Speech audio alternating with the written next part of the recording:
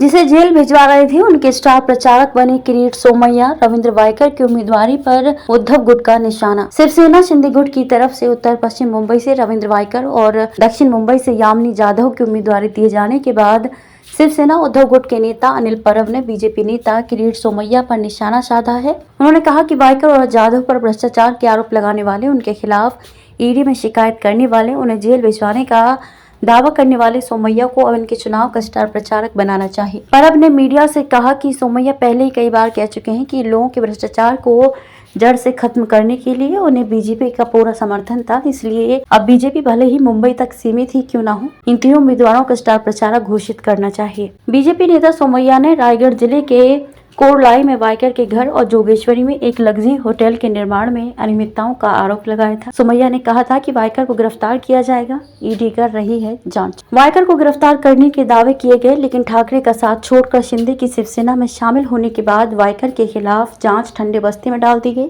इतना ही नहीं, अब उन्हें उत्तर पश्चिम मुंबई से उम्मीदवारी मिली है। सोमैया ने यामिनी जाधव और उनके पति यशवंत जाधव पर भी बीएमसी में बड़े घोटाले का आरोप लगाया था। उनकी जांच ईडी कर रही है और कुछ संपत्तियां भी जब्त की गई हैं। शिंदे गुट ने उन्हें दक्षिण मुंबई से उम्मीदवार बनाया है। इसके बाद शिवसेना उद्धव गुट को इनके खिलाफ बोलने का मौका मिल गया है। सोमैया ने दिया जवाब। इस बारे में जब मीडिया ने सोमैया से सवाल पूछा कि क्या वह यामिनी और रविंद्र का प्रचार करेंगे, इस पर उन्होंने कहा कि पत्रकार ये सवाल मुझसे पूछ रहे हैं, लेकिन यही सवाल उद्धव ठाकरे, संजय राउत और अनिल परब से पूछने की हिम्मत दिखाओ। उन्होंने कहा कि हम महाराष्ट्र की सभी 48 सीटों पर महायुति के उम्मीदवारों के लिए प्रचार कर रहे हैं। हम प्रधानमंत्री नरेंद्र मोदी के लिए वोट मांगने जा रहे हैं। अगर उद्धव ठाकरे में हिम्मत है तो वे बताएं कि नंद किशोर चतुर्वेदी से मिले 200 करोड़ कहां गए। परब ने राज ठाकरे को भी घेरा। शिवसेना यूबीटी के नेता अनिल परब ने मनसे नेता राज ठाकरे को भी उन्हीं के जाल में घेरा है। उन्होंने कहा कि राज घोषणा कर चुके हैं कि वह किसी दूसरे के बच्चे को अपने कंधे पर नहीं खिलाएंगे। प्रधानमंत्री नरेंद्र मोदी और राज ठाकरे की मुंबई के शिवाजी पार्क में सभा होने जा रही है। इस सभा के लिए मनसे ने शिवाजी पार्क बुक करने के लिए आवेदन किया है। परब ने कहा कि इस चुनाव में